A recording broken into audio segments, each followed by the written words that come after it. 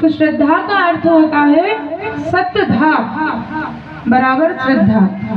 जो सत्य को धारण करे उसको कहते हैं श्रद्धा। आज यदि आप भीलट देव को पूछते हैं तो उनमें कुछ सत्य है, जब भी तो आप उनको पूछते हैं। हरदौल बाबा को पूछते हैं, क्यों? क्योंकि वो सत्य के लिए अपने प्राण त्याग देते हैं। तो महाराज, श्रद्धा का क्या अर्थ होता है? जिसने सत्य को धारण किया। इसलिए यदि आप चाहते हैं कि माता पार्वती आपके आंगन में आए, अच्छा ये बताइए कौन कौन चाहता है कि माता पार्वती आपके घर आए? मतलब आप नहीं चाहते भाई लोग? अगर चाहते हैं तो पूरे पूरे हाथ उठाएं, मतलब सभी चाहते हैं। अगर आप चाहते हैं कि पार्वती का जन्म आपके यहाँ पर हो तो आपको हिमाचल बनना होगा और मैना। जब आप हिमाचल बनेंगे और मैना बनेंगे तब आपके यहाँ पे पार्वती का प्राकट्य होगा। तो हिमाचल का अर्थ होता है, हिमाचल पर्वत है, और पर्वत आप जानते हैं कि पर्वत स्थिर होता है, अडिग होता है। पर्वत एक स्थान से दूसरे स्थान नहीं जाता। तो महाराज, जिसकी श्रद्धा स्थिर है, जिसकी श्रद्धा हिमाचल की तरह अडिग है, पर्वत की तरह स्थिर है, वही माता पार्वती का प्राकट्य होगा।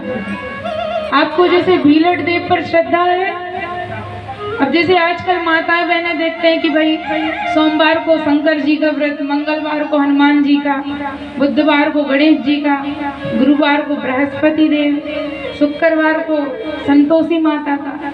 तो आपने आपकी श्रद्धा को बांट दिया, इसलिए आपको भगवान की प्राप्ति नहीं हो रही। जब आप आपकी श्रद्धा को एक जगह स्थायी रखोगे, जैसे पर्वत स्थिर रहता है, जब आपकी श्रद्धा स्थिर रहेगी तब आपके यहाँ पर माता पार्वती का प्राकट्य होगा। मूल अर्थ में श्रद्धा का प्राकट्य होगा। इसलिए आपको चाहिए कि लक्ष्य एक रखो। युवान भाई देखते हैं तो भाई इंजीनियर बनना होता है, फिर डॉक्टर की तैयारी कर लेते, फिर इसकी, तो फिर वो सक्सेस नहीं हो पाते। क्यों? क्योंकि उनकी श्रद्धा बिल्कुल लक्ष्य इधर से उधर फिर उधर, इसलिए वो भटक जाते हैं। तो आध्यात्मिक अर्थ में भी देखें कि भगवान एक मानो, सम्मान सबका करो, respect everyone but love only one, यानी सम्मान सबका करो। शिव जी का भी सम्मान करो, राम जी का भी सम्मान करो, पर जब श्रद्धा का आए समर्पण भाव तो श्रद्धा एक के प्रति रखो। सम्मान सबका करो, मस्तक सब पे झुकाओ, परंतु जब श्रद्धा की बात आए, समर्पण का भाव आए तो एक के प्रति। जैसे मीरा का रहा, मेरे तो गिरधर गोपाल दूसरो ना कोई। और महाराज, जब आप हिमाचल बन जाओगे तो माता पार्वती का प्राकट्य आपके यहाँ पर होगा।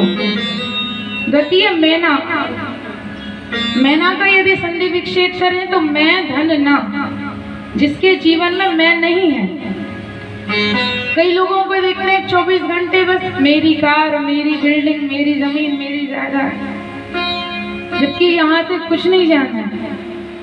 परंतु जो हमारा मैंपना है, बार बार मैं करना, जो अहंकार है, जब हमारे जीवन में अहंकार होगा तो श्रद्धा हमारे जीवन में नहीं आने वाली। इसलिए आपको चाहिए, कबीरदास जी कहते हैं कि मैना ने मैना कहा, मोल भयो 10-20, और बकरे ने मैं कहा, कबीर कटायो सी। तो आप जो 24 घंटे मैं करते हैं, अहंकार बताते हैं, इस कारण आपकी श्रद्धा नहीं पनप पाती। ऐसा ही आप भक्ति मार्ग में भी देख लें कि कोई पूछे या नहीं पूछे, लेकिन आज एकादशी का व्रत है तो 24 घंटे बोलते हैं कि भैया आज तो मैं एकादशी का व्रत हूँ। तो जो मैं है, इस कारण आपकी भक्ति सार्थक नहीं हो पा रही। तो आपको चाहिए कि आपको मैना बनना है, यानी अहंकार शून्य होना है। और हिमाचल की तरह आपकी भक्ति जब स्थिर होगी तब आपके यहाँ पर श्रद्धा रूपी माता पार्वती का प्राकट्य होगा।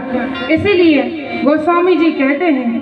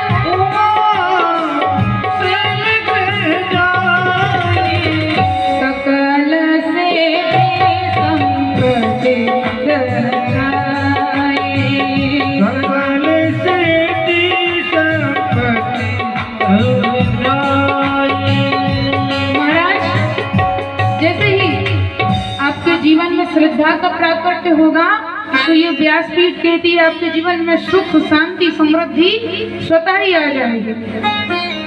और जब जैसे जैसे अपनी श्रद्धा बढ़ेगी, जैसे माता पार्वती धीरे धीरे बढ़ती है, नारद जी का आगमन होता है। और नारद जी कौन है? संत है।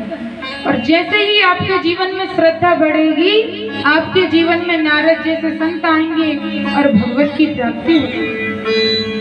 आप कहते हैं कि महाराज जब हमारे दादाजी थे, परदादा थे, तो बहुत संत महात्मा आते थे, पूरा घर पैक हो जाता था। अब साधु संत महात्मा क्यों नहीं आते? क्योंकि आपकी श्रद्धा नहीं बढ़ रही है, क्योंकि आपकी पार्वती नहीं बढ़ रही है।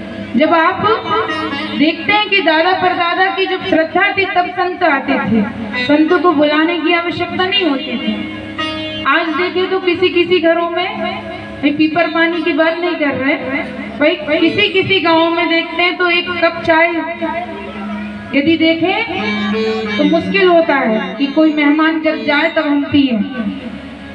तो आपको चाहिए कि जब आपके घर कोई अतिथि कोई संत आए तो बिल्कुल अतिथि देवो भव, यानी स्वयं संत है, भगवंत है, देव है।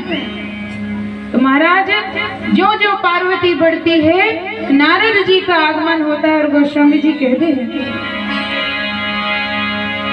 नारद समाचार जब पाए, नारद समाचार जब पाए, को तो कहीं गिर गए सिधाए, को तो कहीं गिर गए सिधाए।